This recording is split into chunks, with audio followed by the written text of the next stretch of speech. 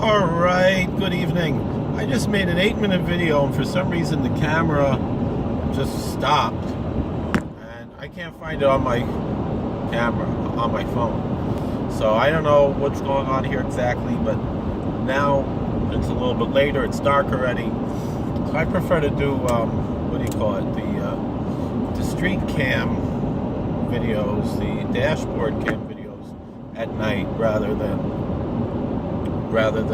having me, essentially, I should probably do that all the time, because, again, but anyway, we will talk about this. There was something I wanted to talk about today, and it's very interesting how things come together like this. I was discussing on the video that I made this morning about how exactly do we go about,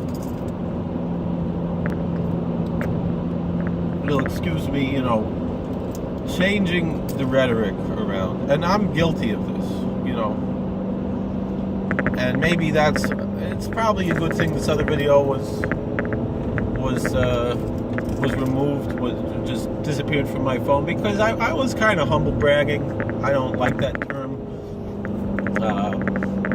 but in a sense, more than I don't like the term, I don't like doing it. So that was the situation. But anyway, yesterday I was blocked by Rabbi Olitsky on Twitter. And it's because I was calling him out for his heresy. And I was saying it's one thing to have different political views, but it's a different thing to have heresy. But again, I was talking to someone at work today, working as a chaplain, talk about, various religious and spiritual concepts and so forth. And a guy was saying, I could believe someone's a heretic without hating them, even though halakhically you're supposed to. But what does it mean to hate? I think it's very important that we should recognize that in Hebrew, there's really not much of a different word between love and like and hate and dislike. And so just because there's a word hate, sina, in the Hebrew text, doesn't mean hatred the way it does in English.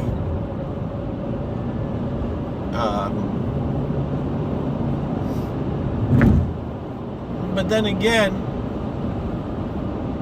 we are supposed to hate heretics, so it's a difficult thing. But again, there's a difference. We got to understand where people are coming from and so forth.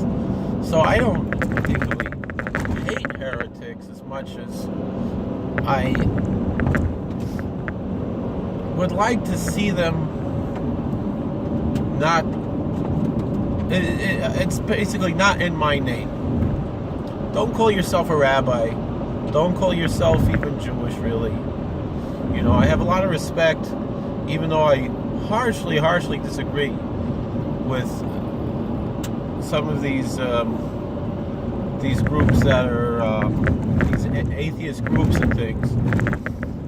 There are people of Jewish heritage who are atheists, and they refuse to call themselves Jewish, and that's right. Don't call yourself Jewish. They still have to repent and they have to come back to Judaism. They're according to Jewish law. But that being said, until that happens, don't call yourself Jewish. And if it never happens, don't call yourself Jewish. And it's really, this obsession that Kiruv groups have with saving every Jewish soul, it's not going to happen. And it's not our job to save souls, to save every Jewish soul. And the whole idea of a Jewish soul is very, very questionable. A lot of people will say the rationalists deny the concept of the Jewish soul, and the Kabbalists, the mystics, embrace the concept of the Jewish soul. And there have been many lectures on this subject and books written about it, and the truth is that shows an ignorance in the various schools of Kabbalah, because there are mystics who, while yes, they do believe there is such a thing as a Jewish soul, they understand it to be something that is gained through piety. It's not something you're born with. And or that certain people are just not, even if they're born to a Jewish mother, they are not born with a Jewish soul. And even if they're not born to a Jewish mother, they might be born with a Jewish soul. That's what Rabbi Yitzchak de Ma'ako says, who was Isaac of Acre. He was a student of the Ramban. He was a Rishon, and he learned Kabbalah from the Ramban, from the Nachmanides,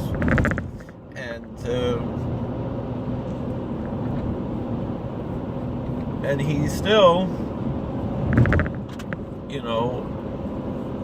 he taught like this. He taught that not everyone who's born Jewish has a Jewish soul, and not everyone who is not born Jewish. And there are people who are born not Jewish who have Jewish souls. And that is very hard for a lot of people to grasp. You have in Lubavitch, they have this really different theology of the Jewish soul, which is radically different than a lot of these other schools of thought, and it's something we gotta learn about.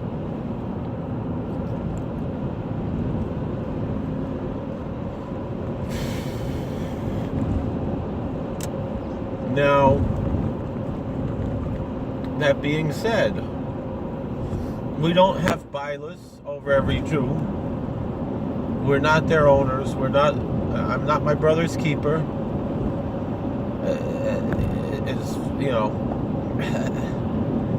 It's not our job really to boss around every Jew what to do, but I do feel justified in saying if you are going to do something and that's the polar opposite of our traditions and insults our traditions and insults our holy rabbis and their writings and so forth, please don't call yourself a rabbi. Don't call yourself Jewish. You want to, what I said to this rabbi, and say Rabbanim, with an I in Ra, evil children, that's what I think Rabbi Nachman said, that there would be a time when the Rabbanim would become Rabbanim. There will be a time when the rabbis will become, bad little kids. And, we're certainly living in that time. And it's true, it happens in the Orthodox circles as well. We have problems everywhere. I'm also a bad little kid. But,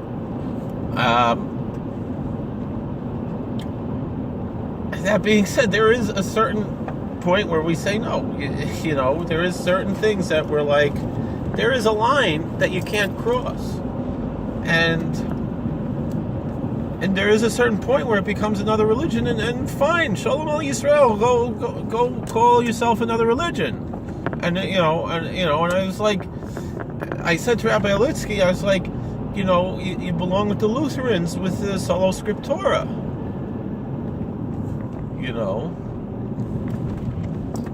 to interpret differently than our tradition teaches to interpret. And you can be a fine and good Lutheran, and I have no problem with you being a Lutheran, but don't call yourself Jewish with this nonsense, with this insult to our faith, with this self-hatred, and if you don't want to be a Lutheran, maybe you only want that only sola scriptura, but you're not good with the sola fide and all the other solas. All right, I understand. So you're not a Lutheran. But call yourself a Olitskyite. I don't know. Make up your own religion. Don't call it Jewish. Don't call it Judaism. I had a lot of people. They used to say, Yeshiva University, they shouldn't call itself Yeshiva University. It should be Lamb School or something, whatever it is. And respectfully, I disagree. I'm not opposed really that much to Yeshiva University. It has its place. It's very important, and in the Klal Yisrael, and they do what they do is very good. I'm not from there, but I'm second generation from there. I learned by Rabbi Moshe Weinberger, and by Rabbi Abba Braunschweigel, and by Rabbi Moshe Lazarus. All of them were Talmidim of Yeshiva University. And the fact that Rabbi Victor Miller was a big Kanoi, and I'm a big chassid of Rabbi Victor Miller, even though I don't follow everything he teaches. Rabbi Victor Miller went to Yeshiva University, in the old days. So I certainly have a course at Tov to Yeshiva University, and I myself took courses there. I took continual rabbinical education at Yeshiva University. Very supportive of Yeshiva University, even though I disagree with some of their political ideas. They were very important what they're doing. But I remember there were people who were saying stuff like that, and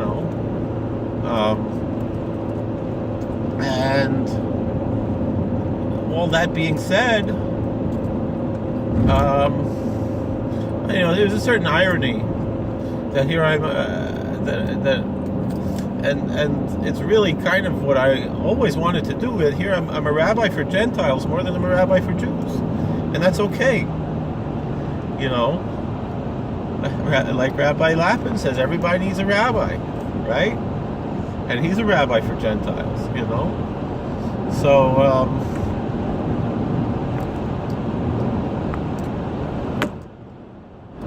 there's certain things that we gotta keep in mind anyway.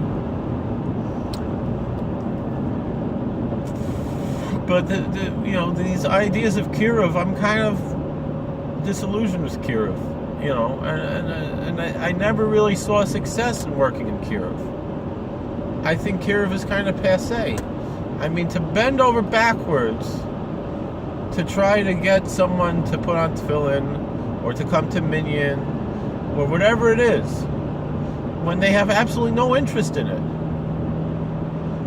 What are we wasting our time and our energy and our money on this nonsense for? The people who are interested, they're going to come on their own. And but we don't need to bend over backwards for the people who really don't give a damn. The problem is that there are these misleaders in the world who they're the blind leading the blind, like in the day of the Triffids, It's there's a lot to say about that, to be honest. And the thing is, I am comfortable to a certain extent with people coming to halachic ideas based in the words of our Chazal, even if we don't really paskin like these ideas. These other communities do have, to a certain extent, the right to do those things.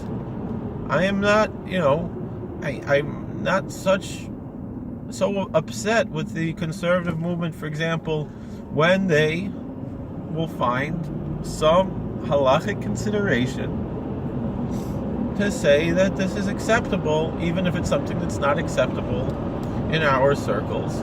And I will say that the very virtue of the fact that they care what Chazal say and what poskim say, I mean, you'll see them. They'll quote Rav Moshe, and they have shilos and tshuvas from the conservative movement, and they're quoting our poskim.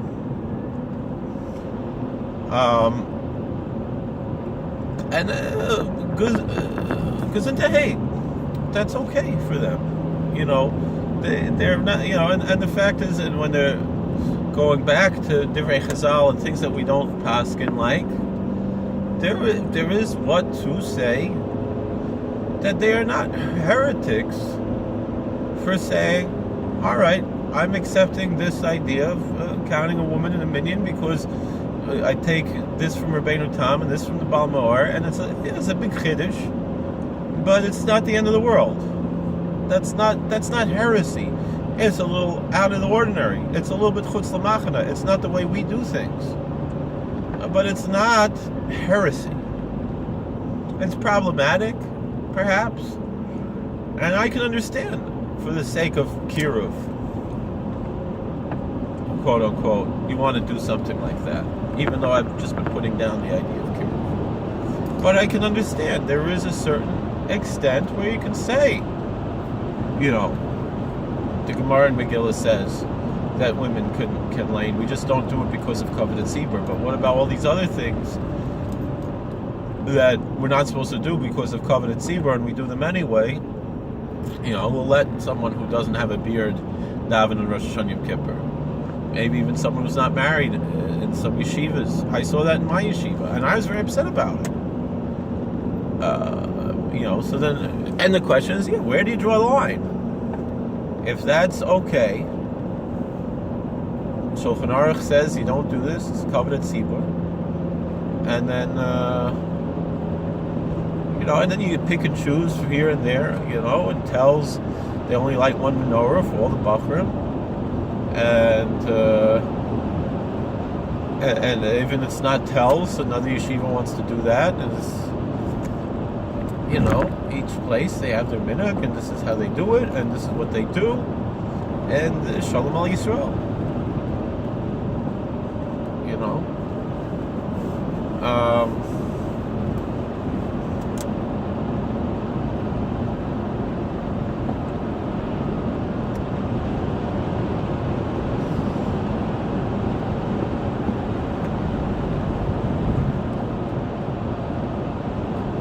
So it's not really the end of the world the way a lot of the conservatives they do things. But the problem is things like this, and I don't know if this Olitsky is conservative or reform.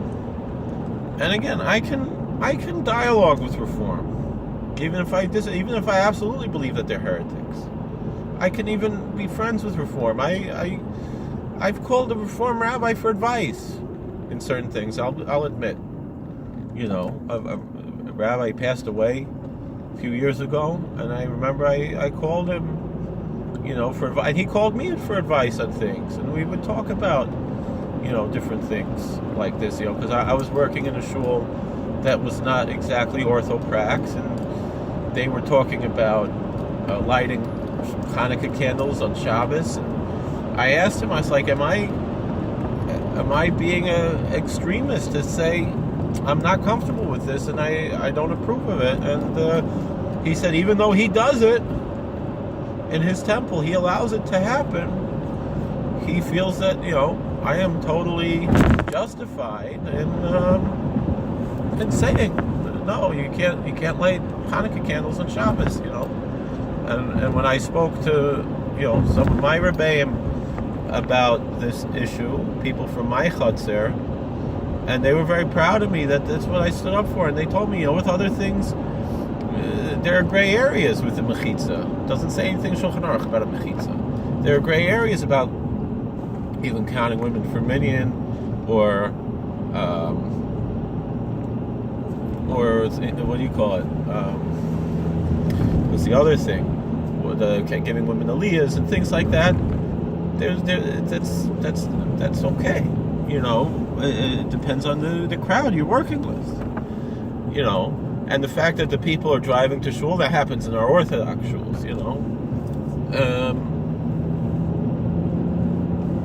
but but Chilul Shabbos in the shul, that's Chilul Shabbos, that's something different.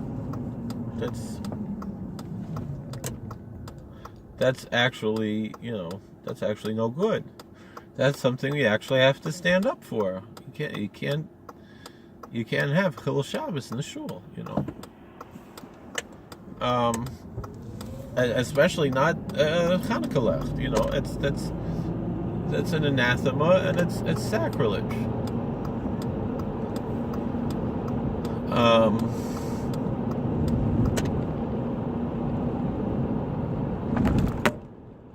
So these are the type of things to talk about.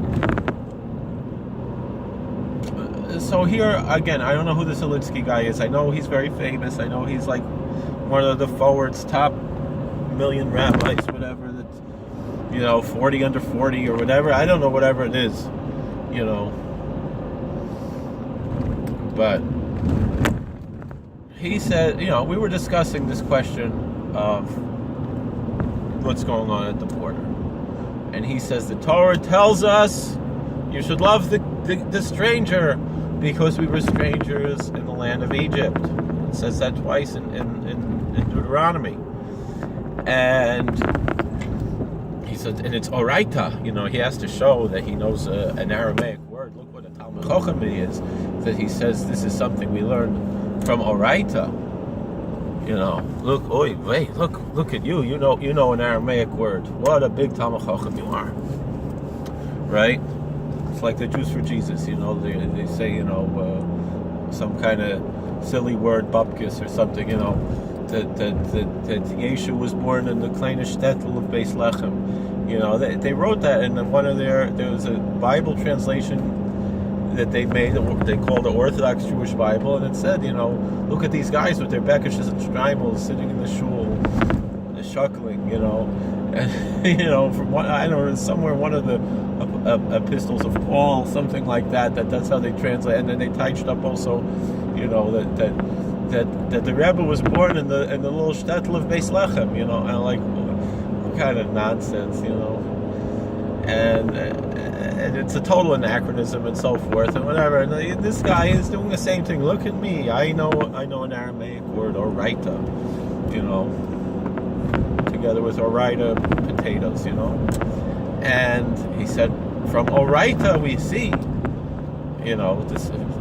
that we have to love the stranger. And I was like, well, it's not about loving the stranger. The Torah says we should love the ger, which means that, what's a ger? A ger is a convert. And if you want to apply that to this situation, so the legal immigrant who comes and respects our laws is a ger, and we should welcome that, and I'm not saying that he's a ger tzedek. I'm not saying anything Jewish. I'm just saying, in this sense, somebody who you want to apply this here, we're going to apply it the way that Judaism applies it, is that someone is coming in, a stranger,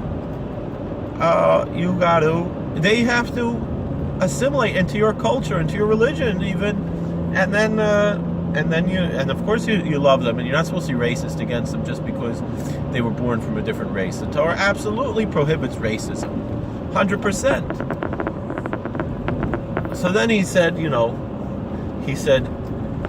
all due respect, that is a rabbinical interpretation, a later rabbinical interpretation, and an ignorant one, because it says, you should love the convert because it says you should love the stranger, you should love the ger because you were gerim, because you were strangers in the land of Egypt.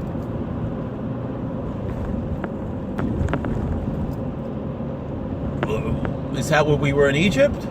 No, we kept our own language, our own mode of dress, our own names. We kept our culture.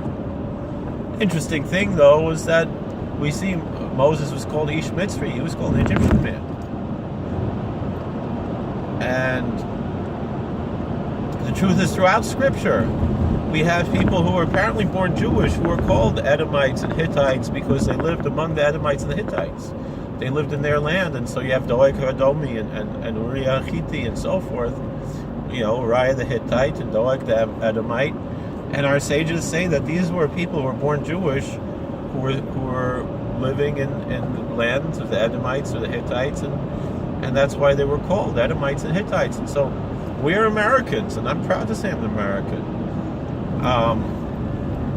And biblically so, I can say I'm an American.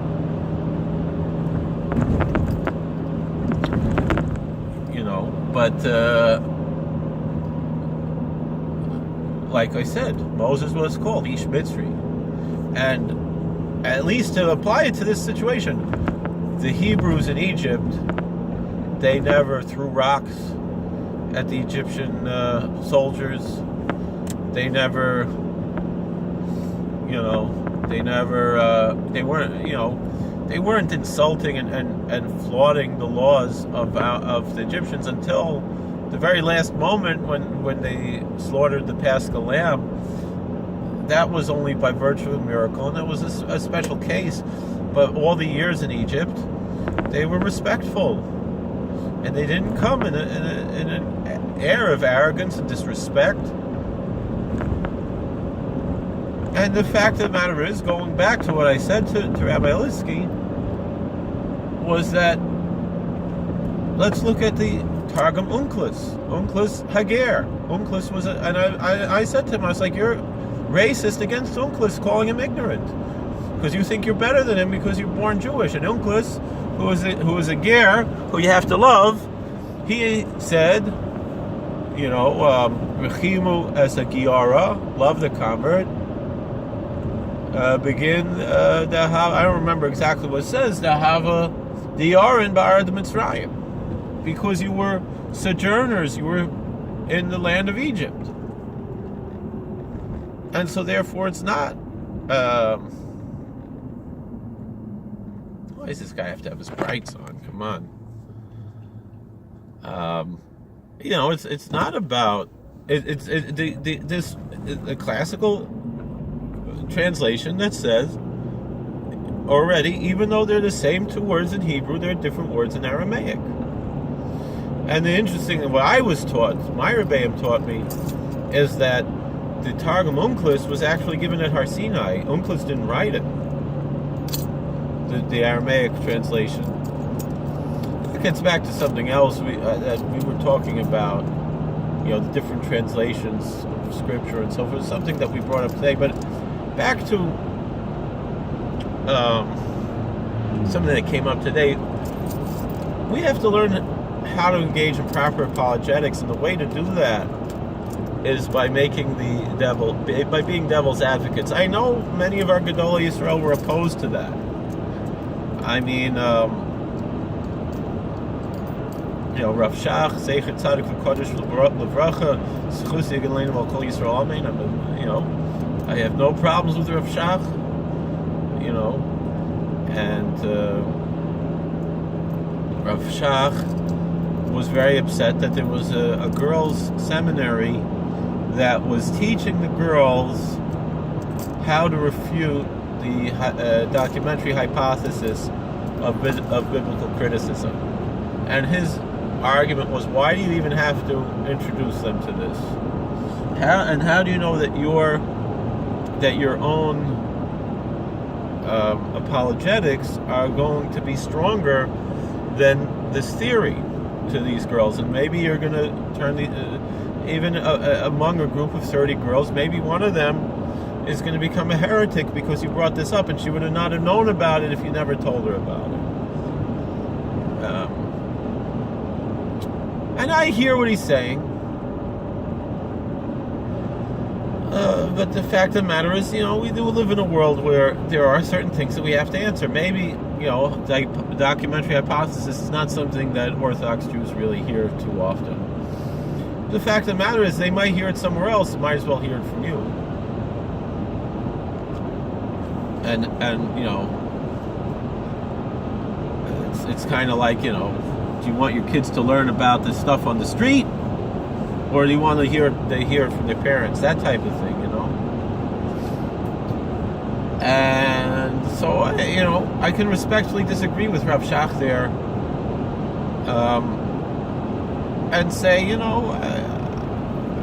the truth is Rav Shach was a much bigger gadol than Rav Hertz. But Rav Hertz was a Chushavinger man. I really like the Hertz Chumash personally. I think it's very beautiful. And I mean what Hertz wrote. I don't mean just the JPS translation. I mean what Hertz wrote. Very valuable stuff there. Not your typical B'nai Torah type stuff, no. But it's useful and kiruv and things like that, where there's appropriate types of kiruv. I don't mean the bend over backwards, are you Jewish, are you Jewish, are you Jewish kiruv. I mean the people who really want to learn, just didn't have a chance to learn. They really want to learn. Those are the people we should be spending our time learning with instead of bending over backwards. Are you Jewish? Are you Jewish? Jewish? Put on tefillin. Come be in the minyan. I understand you need a minyan somewhere, but open a yeshiva for the people who are really interested. Then you have your minyan. Instead of you going knocking on doors. And I do it myself. I go and knock on doors of people and beg them to come to minyan. And I know time and time again they're going to say no, but I still go and every now and then I'll still knock on their doors. Even there was one guy, he was running for office here in our town. This was before I was living here, but the rabbi tells the story. It was Mincha on Shabbos, was raining. He lives like half a block from the shul, closer to the shul than anybody but the rabbi who lives in the shul. Than any other Jew, and almost any other person, in town. And I walk a mile to shul. This was before my time. He was running for town judge, and whatever it was, he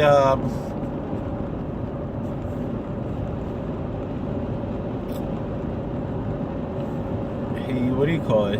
We told him he's number 10, and he said, "Well, I'm busy. I got to go, campaigning." He's like, "This is Mincha on Shabbos. It takes 10, 15 minutes tops, 20 minutes if it's a really long lane, or you got someone who's stopping really slow, and this 10, 15, 20 minutes, and we'll speed it up for you so you can get out of here. You're going to gain all these men and their wives. He's like, my wife and I were still going to vote for you," which they didn't in the end. But these other people, they're not going to. He said, "They'll vote for me anyway." He's like, "Don't be so sure. They're going to know that you didn't help us with the minyan. Them and their wives had 16 votes. You're going to lose because you're not coming to minyan." He said, "Oh, Rabbi, you give me a hard time. Enough already." This guy has a frum brother, and and what happened in the end? And the rabbi, he told all the people, anyone who asked him, "Don't vote for the Jew, vote for the Gentile." And whenever I asked him who to vote for, he said, "Do not vote for this Jewish guy, vote for the Gentile guy." And he won by the Gentile candidate. He won by like 7 votes or something. It was really close. And this Gentile candidate, all of his life he had a karas tov to the rabbi. The rabbi told him before the election, he's like, "You shouldn't think that we're voting for this guy just because he's Jewish, just because he's part of our tribe. That's not important to us. What we care about is that you're better for the town. We're voting for you, and I'm telling everyone to vote for you." And he said this. And what do you call it? He said to his dying day, he was on his death. Every year he would come to the rabbi's dinner, and the one year he couldn't make the rabbi's dinner, because the synagogue dinner, because he was on the annual dinner, the fundraiser, whatever, because he was on his deathbed. This judge, and he called the rabbi. He said, "I'm so sorry I couldn't make it, but I'm in the hospital, whatever." Can you imagine? This is Kiddush Hashem. This is how we're supposed to live our lives. But that being said, how did I get to this? So yeah, that's what I mean. And still, this guy, I go knock on his door once in a while. I'll still talk to him, be nice to him, be polite to him. One time I kind of picked on him alone, and he was hurt by it. And he's like, "Rabbi, why are you picking on me?" And I'm like, "I'm sorry. I apologized." But this is I said what I said was that he was at a Rosh Hashanah dinner at the restaurant that wasn't even kosher, and I said I said to the restaurant owner, I was like, "If you could get him here, you really accomplished something." And then he's like, "Rabbi, why are you picking on me?" And I was like, "I'm sorry, but you learn lessons that way. You make mistakes." All this being said, where was I even going? How do we learn to engage in proper apologetics? So while I was talking about all this, but I mean, that's the fact of the matter. We are not solo scripturnics. That's not how Judaism works. We have rabbis who interpret our scriptures for us, and for someone to say that, it's one thing to say, I follow this other rabbi, and I understand there's a machlokes between the Targum Unclis and there was another Targum. I don't remember which Targum it was. I don't think it was even a Hamish Targum that we use.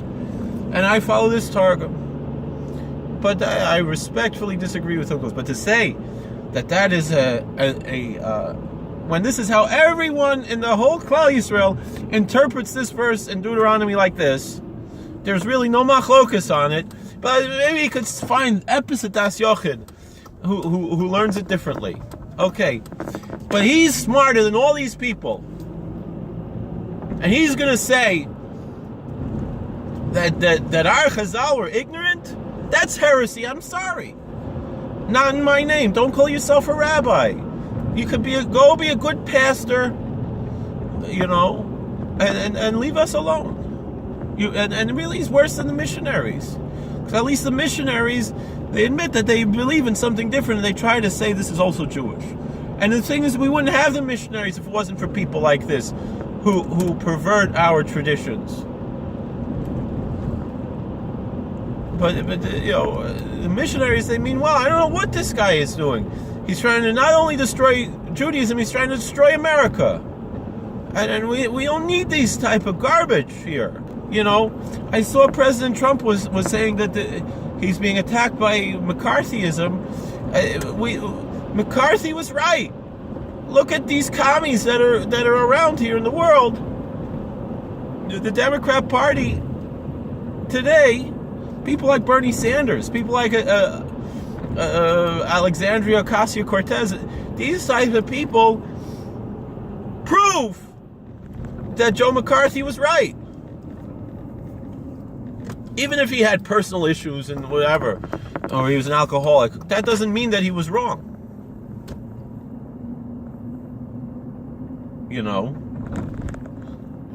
Now we see it's right. And the same thing. In the church, in the Catholic Church, there was the infiltration of the communists. And there was a woman who testified before Congress about this. People forget about it. And who brought her back was Bashir. And he was fighting against the communists, and the FBI was scared that he was fighting too much against the communists. FBI caseload and files against Bishop Fulton Sheen? And you're going to tell me there's no communists? You tell me McCarthy was wrong. McCarthy was right. If he had problems, personal problems, that doesn't change that he was right. History has proven to me.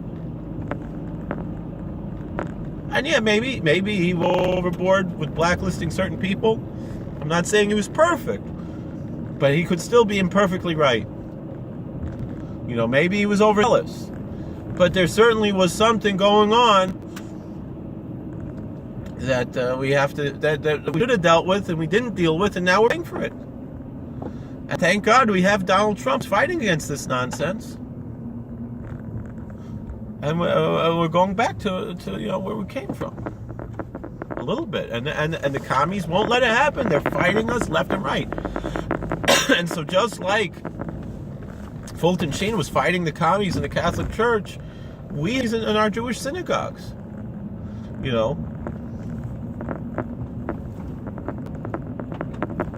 and this is downright. This is an attempt to destroy America. To something like this. That we, that we should let in terrorists and bandits.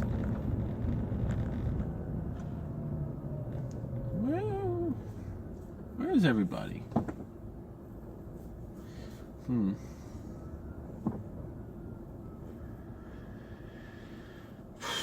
It's a crazy world. It's very sad. This is what we deal with.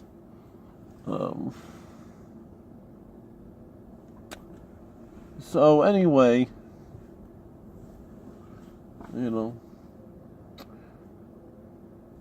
and so I want to apologize to Rabbi Olitsky. I'd like to dialogue with him, but I'm just so angry and upset. Maybe I got to get over it. But the thing is, this is what anger is supposed to be for, halachically speaking.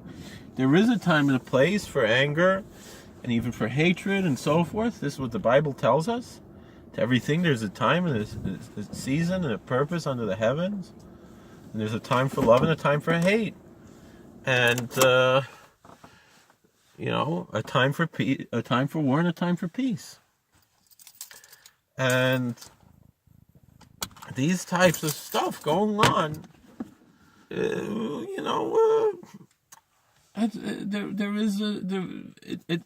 it's very problematic.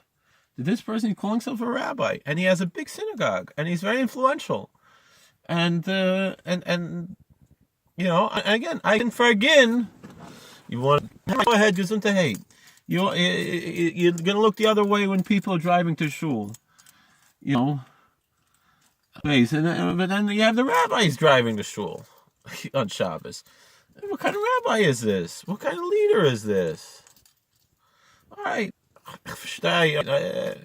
even the rabbi. All right, but I'm no one to judge. I'm a sinner. I'm no saint. So who am I to judge? All right, because he sins differently than I do. All right, understand. But like this, the heresy. Today was Chaf Aleph Kislev, when Satmar Rav was freed from the Holocaust. We sang B'cha Batchi Avaisayni Batchi Vatfaltai. I didn't go. Eilecha Zoaki V'Nimloti B'cha Batchi V'Loi V'Ishi Eilecha Zoaki V'Nimloti B'cha Batchi V'Loi V'Ishi. That's Psalm 22. And the other song they sing from Lamentations.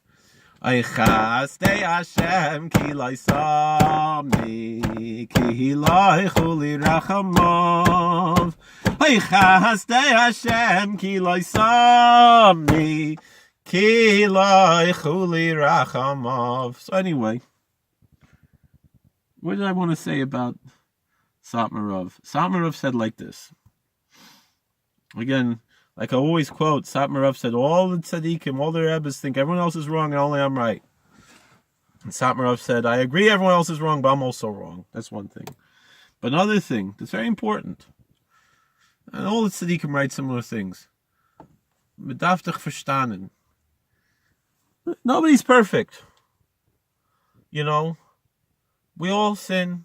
We all fall short. In practice. No one's truly 100% orthoprax.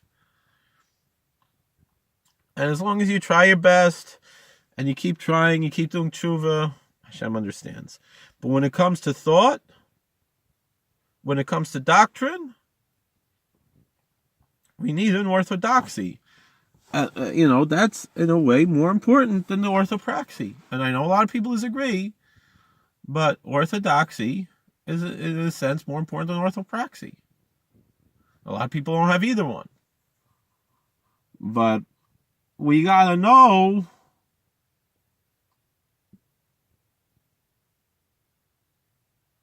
what's right.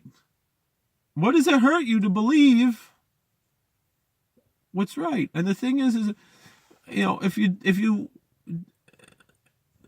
let's take this what Olitsky is saying to logical conclusion. How do we know the Torah is true? Because this is what we inherited. So if we don't believe what the rabbis say, why should we believe what the Torah says? And why is your interpretation better than their interpretation? And why do we have to listen to it? And what it comes down to with the left-wingers like this, it's not about the Torah says this and therefore I have to do this. This is what I believe that has to be. Let me find something in the Torah to fit into it. It's like the Dubner Maggid. He tells a story. There was a guy he found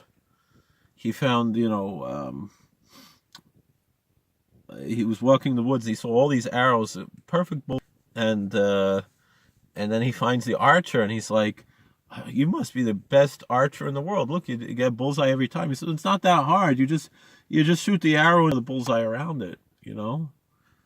And that's what the missionaries do, and that's what these leftists do. They don't care what the Torah says. They care about what they believe. And again, and I'm a liberal in a lot of things, but in the classical liberal way, which is truly conservative. But meaning that we don't take things literally. I mean, do you take everything else literally? You know, I remember some years ago, I work in a mental hospital, and one of the patients, he said to me, he said, Rabbi, I guess he was a Christian or whatever, you know, and he's like, oh, I love the Old Testament because it says an eye for an eye. I said, the rabbis say that it actually means monetary, paying back, compensation. And so the guy, he said, oh, you Jews, everything's about money, isn't it? So again, do you take everything else in the Bible literally, or just what makes sense to you? Because for your ideology about immigration, then you care. All of a sudden, it matters what it says in Deuteronomy. Look, and not only that, but all the rabbis for 3,000 years got it wrong, and thank goodness, finally, Rabbi Olitsky came along to show us how stupid all the rabbis were until we get to this point, and he tells us what Deuteronomy really means. And Unclus, who himself was a ger, and I stand by that he's racist against Unclus, because he thinks he's smarter than Unclus. Unclus was wrong. Rashi was wrong. All the Chazal, they were wrong. Rabbi Olitsky, he's the genius. He discovered something that all the rabbis never even thought of. I mean, when you really study Rashi, and you see that they understood there'd be a Havamina like this, like they say, I think it was when you learn Ibn Ezra, you could be, if you don't get to the end, you could be a heretic, because he always comes up with these questions, the devil's advocate questions, and then he answers them, that's going back to what we were saying about Rav Shach with the Bible critics. But I think Rabbi Hertz gives a good answer against Bible criticism. Anyway, we gotta we gotta figure out,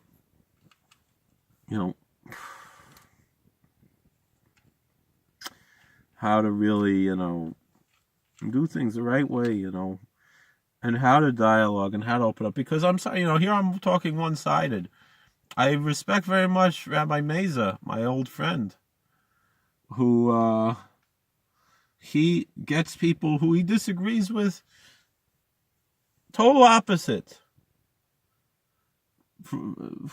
Total the opposite beliefs, and he gets them to dialogue with him, and they see he's not such a bad guy after all. And I would like to do that. I don't have time. I don't have reception everywhere. I have time to make these videos when I'm driving, My boss said today, imagine, you're driving all the way to Harrisburg. Imagine how many videos you can make, how long a video you can make, So, if you made it this far, I respect you. Thank you very much for listening, because I'm not going to listen to this. I don't go back and listen to my videos. I record them, I put them up there. If Burn Shalom wants me to be big on YouTube, it'll happen. I'm just putting in my ishtadlus, and hopefully, I'll get some more. I just got, I think, my last check from YouTube yesterday, since they shut down the whole thing or whatever. Or maybe it's from something, I don't know. I just got paid from YouTube or from Google or whatever. $97. It's not bad, When I had, $15 in the bank account, and I don't get paid till tomorrow, and I get paid today $97 from Google for 3 years of videos or whatever it was. It's nicht gefährlich. It's a blessing from heaven, you know. But maybe could share these videos, whatever it is. But so tell me what you guys think. Thank you for listening. Please like, share, subscribe, comment, and let's maybe someone will show this video to Rabbi Olitsky, and we can dialogue on it. I'd like to hear, all these people made videos about Asher Meza, and say how he's wrong. So I don't know if you ever whatever it is, and maybe he's wrong, but I'm also wrong. Like Satmarov said. It's and again, I'm not saying that the conservative are right. You shouldn't misinterpret me to say that the Orthodox shul should now take down the mechitzas and start counting women for minyan. No, chas v'sholom, of course not. I'm just saying, with the conservative shuls, they're doing this anyway. Hanach lahem Yisrael and meilim v'yim heim b'nei neviim heim.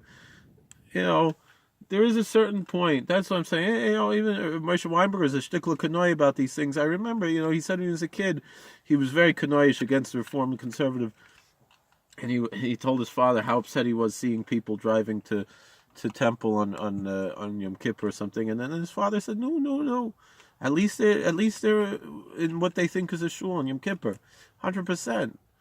But the thing is there's a difference between the rabbis and the people. The Hamonam is one thing. The rabbis, they're problematic. To be honest, I remember Usher Wade, Silgasum sign. He told me he used to be a member in the shul where I was Rav, Kol Emes, Young Israel in Richmond, Virginia, and then he wasn't getting along with Mr. Deer, Zechron Levracha, and he what do you call it? He picked up and moved 6 miles away and started davening with Chabad. And he said one day, because the Chabad in Richmond, they have the Farbrand Inn, they have a hotel there.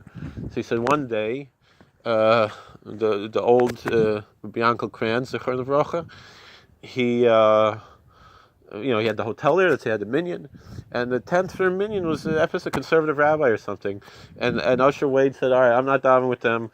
This is no minyan. It's one thing, stam chal Shabbos, but this guy, he's a mesis and mediach, I don't know if he was conservative, reform, whatever he was. So then Rabbi Yankel, he said, no, Usher, you got to do what you got to do, chazak v'yamatz. If that means we don't have a minyan, means we don't have a minyan. By us and our shul and minyan, there's the same thing in Kol Emes and the same thing here. We got to bend over backwards. Everything from minyan. But so, all right.